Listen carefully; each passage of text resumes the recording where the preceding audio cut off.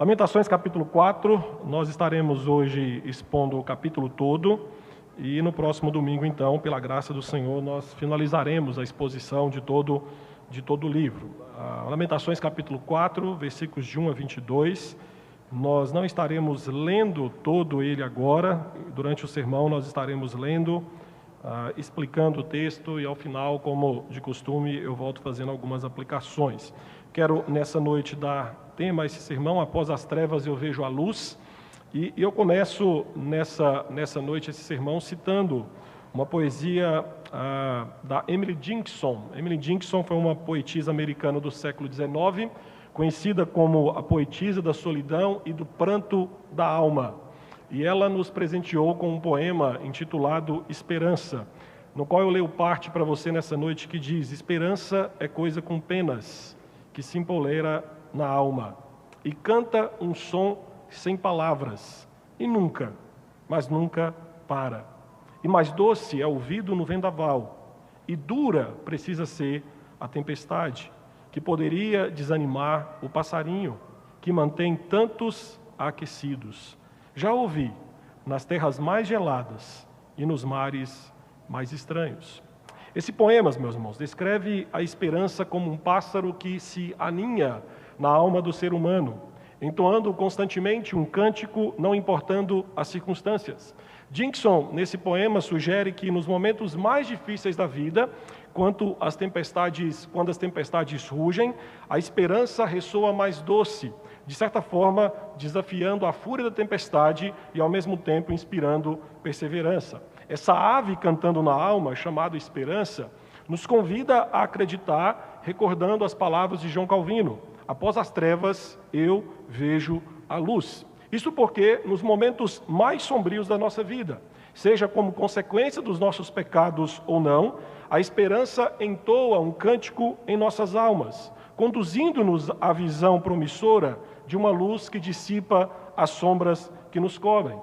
Aqui no texto que nós iremos expor nessa noite, você que tem acompanhado as exposições, você há de se lembrar que no capítulo 3 nós tivemos vários lampejos de esperança.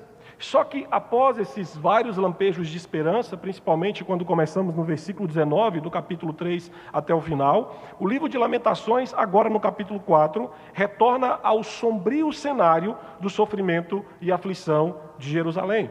Lamentações, capítulo 4, foca na tragédia de Jerusalém. E aqui o que é interessante nesse capítulo é que existe um contraste entre a felicidade dos tempos passados com a sombria realidade do povo de Jerusalém no presente. Então, esses 22 versículos, eles servem não apenas como um lamento pela perda, mas também como um chamado à esperança, mostrando que a desolação de Jerusalém não é o final da história, mas é o prólogo para a intervenção divina. Lamentações capítulo 4 nos recorda de que, mesmo quando a escuridão envolve as nossas vidas, a luz da redenção está à nossa espera. Então, nessa noite, ao expor Lamentações 4, nesse momento, a minha oração é que possamos ser encorajados a vislumbrar a luz após a escuridão, vendo a restauração divina no alvorecer de um novo dia. Atente para os versículos de 1 a 11, que aqui é o primeiro ponto que trabalho com você nessa noite, que nas trevas o que nós enxergamos é o brilho da vida desaparecendo. Versículos de 1 a 11, acompanhe na sua Bíblia a leitura. Assim está escrito: como se escureceu o ouro, como se mudou o ouro refinado, como estão espalhadas as pedras do santuário pelas esquinas de todas as ruas. Os nobres filhos de Sião, comparáveis a puro ouro, como são agora sepultados por objetos de barro, obra das mãos de oleiro. Até os chacais dão o peito, dão de mamar a seus filhos. Mas a filha do meu povo tornou-se cruel, como os avestruzes no deserto. A língua da criança que mama fica pegada pela sede ao céu da boca. Os meninos pedem pão, e ninguém há que lhe dê. Os que se alimentavam de comidas finas desfalecem nas ruas. Os que se criaram entre escarlata se apegam ao monturo. Porque maior é a maldade da filha do meu povo do que o pecado de Sodoma, que foi subvertida, como no momento, sem um emprego de mãos nenhuma.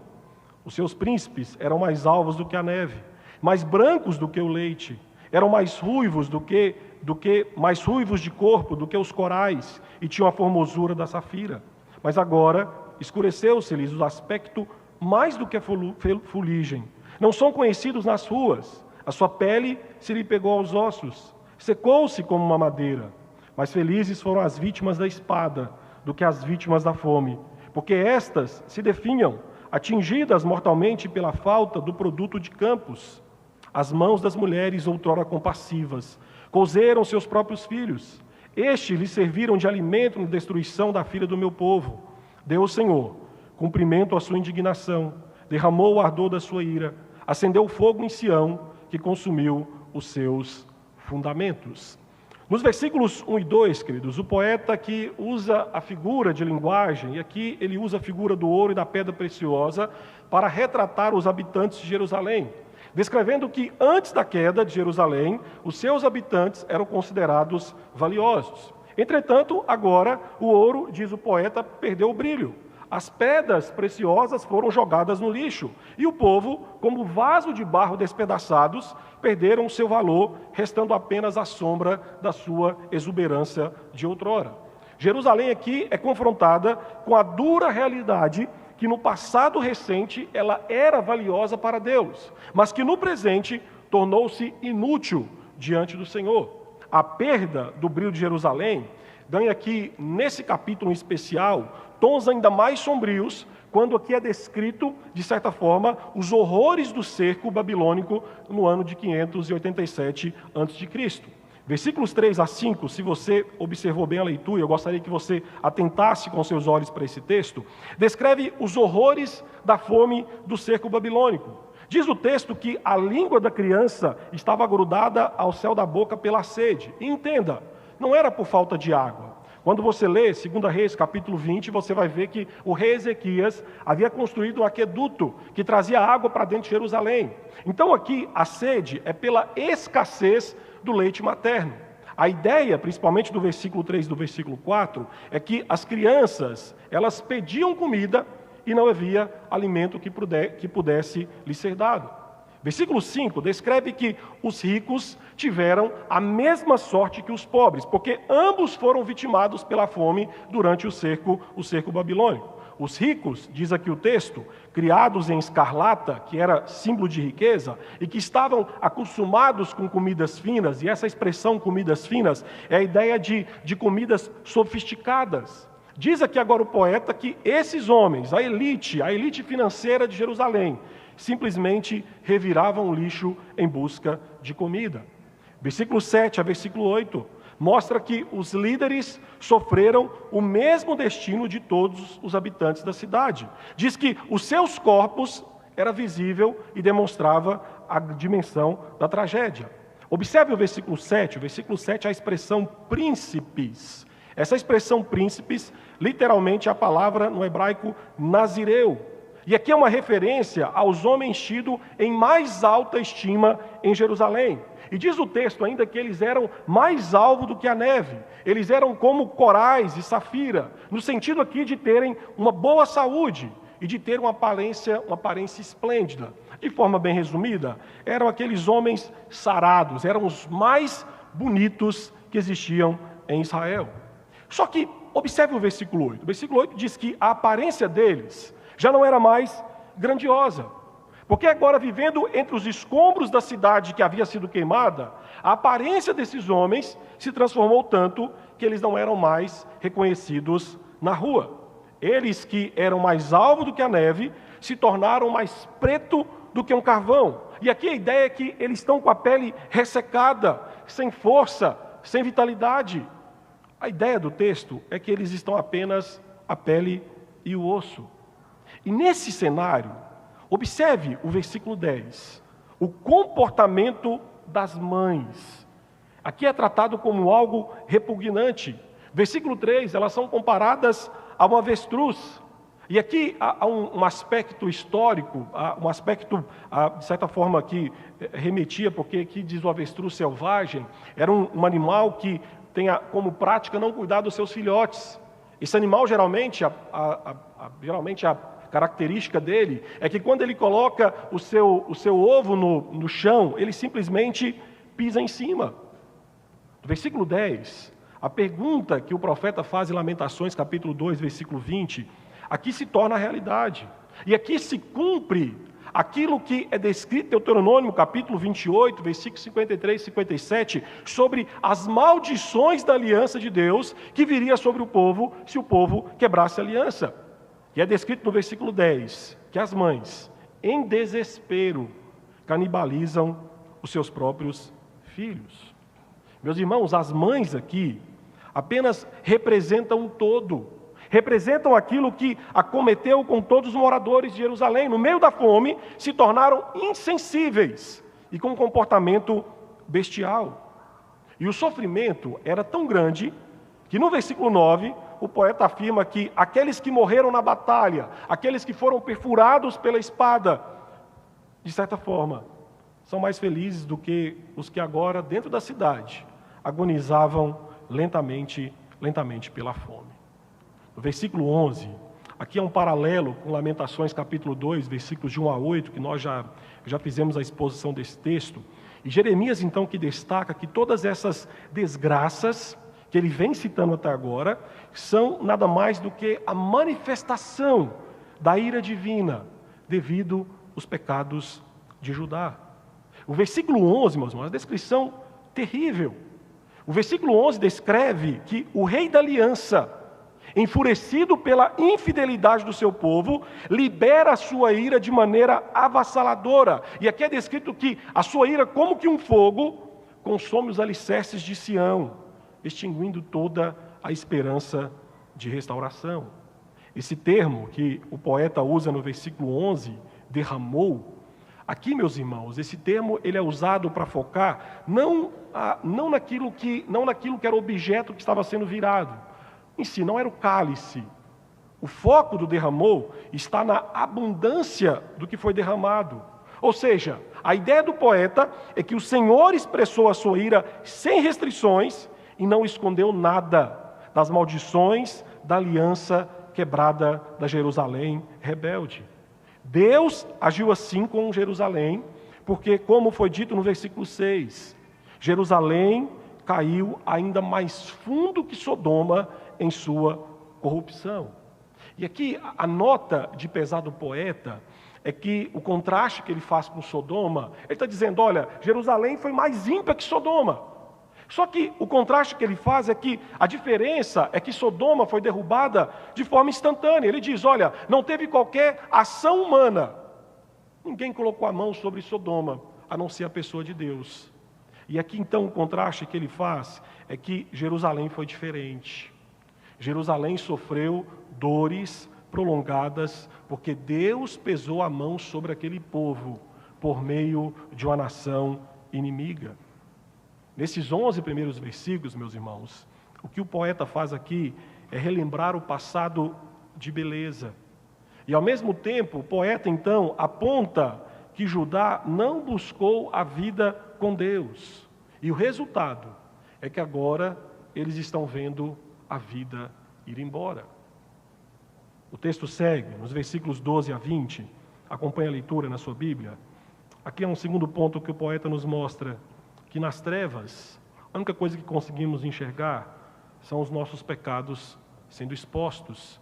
E atente para o que o poeta diz, não creram os reis da terra, nem todos os moradores do mundo, que entrasse o adversário inimigo pelas portas de Jerusalém. Foi por causa dos pecados dos seus profetas, das maldades dos seus sacerdotes, que se derramou no meio dela o sangue dos justos. Erram como cegos nas ruas, andam contaminados de sangue, de tal sorte que ninguém lhes pode tocar nas roupas. Apartai-vos, imundos, gritavam-lhes. Apartai-vos, apartai-vos, não toqueis. Quando fugiram errantes, diziam-se entre as nações, jamais habitarão aqui.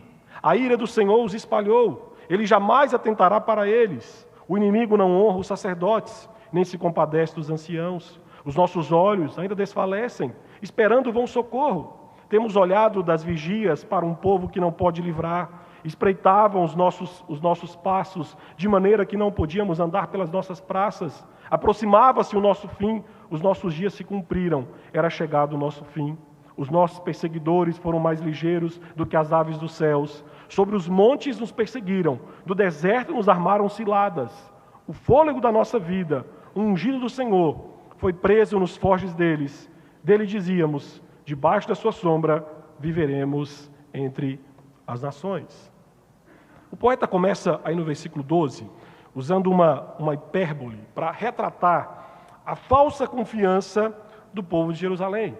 Jerusalém acreditava que a cidade era impenetrável. E aqui, de certa forma, Jeremias usa um tom de ironia, porque se você ler 1 Reis capítulo 14, se você ler 2 Crônicas capítulo 21, você vai ver que em outras situações Jerusalém já havia sido invadida. O ponto é que os habitantes de Judá, os habitantes de Jerusalém, eles viam Deus como um guerreiro entronizado no céu. Era o nosso guerreiro entronizado no céu. Essa era a ideia, a mentalidade que o povo de Jerusalém tinha. Mas, ao mesmo tempo, também, eles entendiam que Deus se fazia presente no templo. Ou seja, a habitação de Deus era a cidade de Jerusalém. Então, logo, por causa da presença do Senhor no templo e da sua aliança com Judá, os moradores de Jerusalém criam que Deus não permitiria que nenhum adversário adentrasse por seus portões. No entanto, o exército babilônico precisou de 18 meses para forçar a rendição de Jerusalém, resultando, como descreve aí no versículo 13, na disciplina devido aos pecados dos profetas e sacerdotes. Lamentações capítulo 2, versículo 14, Jeremias 23, é descrito isso.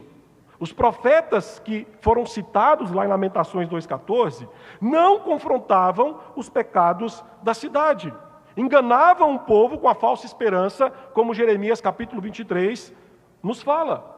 Os sacerdotes falharam em instruir o povo na lei e não repreenderam o povo quando o povo pecou. Esses homens, sacerdotes e profetas, haviam sido ímpios, sem qualquer vontade de demonstrar e promover os padrões da aliança. Foram esses homens que não pavimentaram o caminho para a lei de Deus e agora então são responsabilizados pelo sangue derramado em Jerusalém. Atente para a sua Bíblia, o versículo 14 a 16. Versículo 14 a 16, esses líderes agora, líderes religiosos, iníquos, eles são expostos e repudiados pelo povo. E a descrição aqui do texto é que eles são tratados como leprosos. Observe o versículo 15, que existe um grito aí: apartai-vos, imundo. Isso aqui, meus irmãos, segue o rito de Levítico capítulo 13, versículo 45, que quando um leproso chegava perto, alguém tinha que anunciar a chegada dele dizendo: ninguém toque nele para não ficar imundo. E perceba aqui a tristeza daquilo que é descrito, porque os que foram ordenados religiosamente a evitar todo e qualquer tipo de impureza, agora são recebidos com grito: vão embora, porque vocês estão imundos.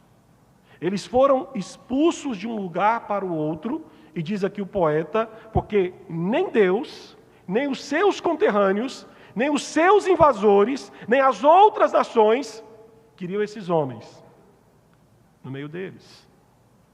Os profetas que lideraram Judá de forma cega, diz agora o poeta, que caminham como cego entre as nações vizinhas, são achincalhados, porque Deus se voltou contra eles em desaprovação e julgamento. Mas, versículos 17 a 20, o poeta nos mostra que os pecados expostos não se restringem apenas à parte religiosa. Versículos 17 a 20 descreve aqui os pecados da classe política, apontando, de certa forma, a futilidade das alianças estrangeiras. Porque quando o cerco da Babilônia apertou, como descreve 2 Reis 25, Judá, em vez de recorrer a Deus, em vez de confiar em Deus, recorreu ao Egito em busca de proteção. Meus irmãos, esse povo se esqueceu de que lá em Jeremias 37, Ezequiel 29, é descrito que tanto o profeta Ezequiel quanto o profeta Jeremias alertaram contra a futilidade de se confiar no Egito para a proteção. E a história mostra que Nabucodonosor rapidamente expulsou o exército egípcio. Essa falsa esperança trouxe apenas tristeza quando os exércitos da Babilônia, meus queridos, mais rápido que as águias, diz aqui o texto, capturaram Jerusalém. E a nota mais triste nessa parte está aí no versículo de número 20. Porque quando os muros de Jerusalém romperam, como descreve 2 Reis 25, o rei Zedequias, o ungido do Senhor, fugiu durante a noite, sendo depois capturado pelos babilônicos alguns quilômetros a leste de Jerusalém. Jeremias 37, versículos 5 a 7, diz que os filhos de Zedequias, quando Zedequias foi preso, tiveram as suas vidas ceifadas na sua frente. Os olhos de Zedequias foram arrancados e ele foi levado como cativo para a Babilônia. Meus queridos, Zedequias, apesar de ser um rei vacilante, um rei corrupto, um rei que só pensava em si, no versículo 20 é descrito como um ungido do Senhor, o fôlego da nossa vida, a sombra de proteção do seu povo. As descrições de Zedequias aqui no versículo 20 mostram que, embora ele fosse esse rei covarde, embora ele fosse esse rei inútil, ele, como ungido de Deus, governava o povo em nome de Deus, na qual a vida e a proteção do povo dependiam dele. O povo depositou a sua confiança na dinastia davídica, depositou a confiança em falsos profetas, em sacerdotes corruptos, mas falhou em confiar no único Deus que poderia salvá-los. Esse foi o problema de Jerusalém. E o capítulo 4 então termina, o quarto lamento termina nos versículos 21 e 22. E aqui é o terceiro ponto que trabalho com você nessa noite. Na luz, nós vemos a esperança de restauração. Olha o que diz os versículos 21 e 22. Regozija-te e alegra-te, ó filha de Edom, que habitas na terra de Uz. O cálice se passará também a ti, embebedar-te-ás e te desnudarás. O castigo da tua maldade está consumado, ó filha de Sião. O Senhor nunca mais te levará para o exílio. A tua maldade, ó filha de Edom, descobrirá os teus pecados. Meus irmãos, é a primeira vez em Lamentações que o profeta Jeremias cita um inimigo. E aqui ele cita um inimigo próximo, Edom, povo descendente de Esaú, irmão de Jacó, com quem Israel tinha e tem nas Escrituras uma história antiga e longa de inimizade. Edom, historicamente hostil a Judá, como registrado em Jeremias 49, Ezequiel 25, apoiou a Babilônia durante o cerco de Jerusalém. Então aqui quando o poeta diz, olha, alegra-te, regozija-te, de certa forma era isso que estava acontecendo. O povo estava feliz porque viu o seu inimigo histórico, Judá, sendo completamente destruído. A expressão que o poeta usa no versículo 21, que habitas na terra de Uz, aqui é uma referência à ocupação de uma região que fica próxima a Jerusalém, revelando aqui, de certa forma, ambições expansionistas de Edom após a queda de Judá. Alguns historiadores vão além e afirmam que, como recompensa pela sua diplomacia, pela sua ajuda durante os dias de campanha, Nabucodonosor, quando conquista Jerusalém, Nabucodonosor deu as áreas rurais de Judá para os edomitas. Só que eu quero que você observe no versículo 21 o tom de ironia do poeta. Porque aqui o poeta está fazendo uma exortação dizendo, olha, regozija-te e alegra-te. Só que se você observar um pouquinho depois do regozija-te e alegra-te, você vai ver a ironia. Porque a ironia reside no fato de que o cálice se passará também a ti. Ou seja, Edom, alegre-se enquanto podes, porque a sua alegria durará pouco, porque o castigo divino está chegando. Lembre-se que em Lamentações, bem como em outras partes das Escrituras, você há de se lembrar que o cálice, é uma metáfora usada para a imposição do juízo divino. E o poeta é taxativo ao dizer que, ao derramar o seu cálice sobre Edom, a embriaguez e a nudez que ela será cometida, revela que o seu destino será o mesmo que de Jerusalém, ou seja, uma nação incapacitada e completamente humilhada. Só que no versículo 22, meus queridos, é aqui que nós vemos esperança para o povo de Deus. Versículo 22, o poeta faz um contraste entre Sião e Edom. E ele diz, olha, para você, Sião, o pior já passou. A disciplina já veio. O que resta para vocês agora é a restauração. E aí então ele aponta para Edom dizendo, Edom, segura a onda, porque o seu juízo ainda vai começar. Nas notas de dor, Deus anuncia, o castigo da tua maldade está consumado, ou seja, o pior já passou. Judá, agora você pode esperar a restauração. E a esperança ganha vida com a promessa divina de que o Senhor nunca mais levará Judá para o exílio. E o poeta, então, aqui conclui esse lamento destacando essa dualidade. Sião, espera a restauração, enquanto Edom aguarda a exposição dos seus pecados e o julgamento dos seus pecados pela pessoa de Deus. A nota de esperança para Judá é que o Deus que revela os pecados do seu povo é o Deus que disciplina, mas esse Deus também é o Deus que provê formas para que o pecado do seu povo seja perdoado e coberto. E diante desse texto, meus queridos, que nós expomos nessa noite, eu quero trazer algumas implicações para nós. E a primeira é, acredite, meu irmão, principalmente você que está aqui nessa noite nos visitando e que ainda não tem sua vida entregue aos pés de Cristo, acredite, o pecado nunca lhe dará o que ele te promete. Meus irmãos, por anos, Judá foi enganado com a velha promessa de que uma vida autônoma, uma vida longe do Senhor, é a melhor condição de se viver. Lamentações, do capítulo 1 até o capítulo 5, nos revela a dura realidade enfrentada por Judá quando seus pecados foram expostos ao quebrar a aliança com o Senhor. Ou seja, o pecado é, por natureza, enganador. Porque o pecado, ele, de certa forma, enfeita aquilo que é degradante. O pecado mascara a sua verdadeira face, que é a morte. O pecado aprisiona um homem em um mundo de ilusões. O pecado apresenta uma realidade, tanto presente quanto futura, distorcida. Entenda que o núcleo fundamental do pecado é o egoísmo. O pecado cria um universo solitário, voltado exclusivamente para o eu. E aí entenda que quando nós estamos escravos do pecado, meus irmãos, é difícil ver além das fronteiras da nossa vida, porque de certa forma nós somos cegados pela presença de Deus. O pecado nos leva a querer escrever a nossa própria história. E em alguns momentos, quem sabe, nós nos voltamos para Deus apenas para que Deus seja um mero apoiador das nossas decisões.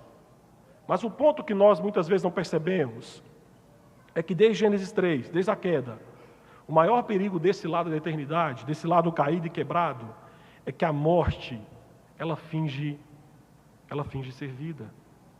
Nós não conseguimos perceber muitas vezes como que o pecado se fantasia de vida, mas na verdade o que o pecado está fazendo é tirando a vitalidade da sua existência. Você quer ver um exemplo disso? Alguns exemplos. Na TV, por exemplo, o adultério é retratado como vida. Os bens materiais nos são vendidos como se tivessem o poder de nos dar vida. A pornografia nos apresenta como vitalidade através do sexo. No entanto, como uma droga espiritual, o pecado oferece ao seu hospedeiro apenas um pico espiritual ou emocional muito rápido. E logo depois, o que resta é um vazio e um coração faminto por muito mais. Provérbios capítulo 14, versículo 12 diz que Há caminho que ao homem parece direito, mas ao cabo dá em caminhos de morte. Meu querido irmão, sem Cristo, nós pecadores, nós somos bons em confundir a morte do pecado com a vida. O mundo escravizado ao pecado carece do oxigênio do relacionamento com Deus, ou seja, uma vida em pecado é um terreno onde florescem a morte e a condenação eterna. E nessa noite eu lanço para você a pergunta: você que está aqui nessa noite, você tem percebido as armadilhas ilusórias do pecado na sua vida? Como para você que está escravo ao pecado, como tem sido conviver com os frutos amargos e mortais do pecado? Por isso é imperativo sermos resgatados desse mundo, desse reino de ilusão e fantasia do pecado que nós mesmos criamos. E esse resgate começa abraçando o apelo daquele que, como profeta, nunca deixa de expor os pecados e falhas dos homens. Mateus 16, 24, o Senhor disse: se alguém quer vir após mim, a si mesmo se negue, tome a sua cruz e siga-me. Cristo, o justo, que teve o seu sangue inocentemente derramado, morreu para nos dar a vida e promete vida àqueles que se achegam diante dele. Uma segunda implicação desse texto, que eu penso com você nessa noite, é reflita na necessidade que temos de homens biblicamente orientados. Lamentações, em vários momentos, aponta para a responsabilidade coletiva pela queda. Só que você deve ter percebido que existe uma ênfase notável na liderança de Judá. Profetas que, ao invés de confrontar, inventavam mensagens para agradar o povo. Sacerdotes que não zelavam pela pureza moral tanto de si mesmos quanto do povo. Um rei frágil, um rei covarde e teologicamente equivocado. Então, diante dessa realidade, nós precisamos despertar. Meus irmãos, hoje, famílias, igreja, a sociedade como um todo tem sucumbido à decadência moral dos nossos dias, em grande parte, devido à postura covarde de muitos homens. Lamentavelmente, a maioria dos homens cristãos parecem ignorar completamente o impacto que a sua teologia exerce no seu casamento, exerce na criação de filhos, exerce na igreja, exerce na sociedade. Passivamente, muitos homens cristãos observam, de certa forma, a desintegração de tudo aquilo que define, biblicamente, o que é a masculinidade, o que é a feminilidade. E aí, mergulhados nessa passividade, nós homens não percebemos o ataque satânico, sistemático e bem orquestrado ao conceito de gênero, minando, meus irmãos, definitivamente a definição bíblica do que de fato é ser homem.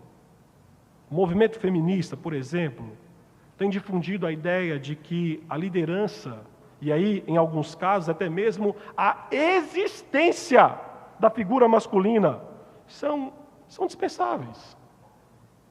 Não precisa. Precisamos de um mundo apenas efeminado. E essa efeminização generalizada resulta em consequências espirituais desastrosas, incluindo até mesmo a apostasia de muitas igrejas.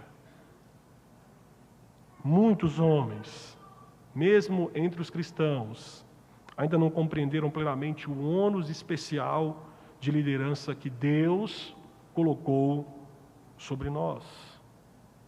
Nessa noite, eu me dirijo para você, homem cristão, e eu faço um apelo para você aqui nessa noite. Levante-se, tome a sua Bíblia nas mãos e no coração e proteja os vulneráveis. Deus confiou aos homens a tarefa de liderar o seu povo em cada geração. E eu lhe digo nessa noite que um peso significativo recai sobre os ombros dos homens dessa igreja. Por isso, homens, corrijam suas falhas na liderança hoje. Em seu lar, você que é marido cristão, você que é pai, não seja um tirano, mas ao mesmo tempo não abdique da liderança que Deus colocou sobre você. Como homens que olhemos para Cristo e por meio dele exerçamos a liderança em nossos lares, na igreja, na sociedade, nos pautando nos valores e virtudes da masculinidade biblicamente orientada. E eu sigo nas aplicações. Próxima aplicação que eu trago para você nessa noite, parte desse texto. Meu irmão, creia que o ungido do Senhor nunca nos abandona. O ungido do Senhor nunca nos abandona.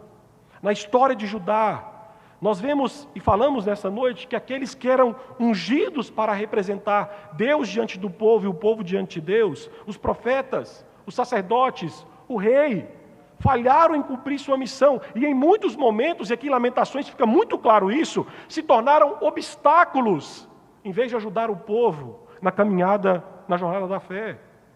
Entretanto, quando nós vemos profetas falhando, sacerdotes falhando, reis falhando, meus irmãos, eu te digo que essas falhas humanas, ao exercerem esses três ofícios, nos leva diretamente à pessoa de Cristo Jesus.